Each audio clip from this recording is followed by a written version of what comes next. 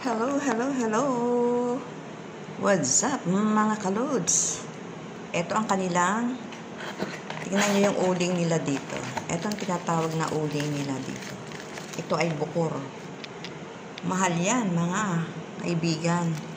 Nagkakahalaga ito ng 50 real per box. It's mean sa atin, Philippine money, it's 5,000. Yan. Napakamahal po ng uling nila dito mga kalods. Yan. Susunugin lang nila yan. Kaya, iba talaga. Iba talaga. Iba talaga dito pagdating sa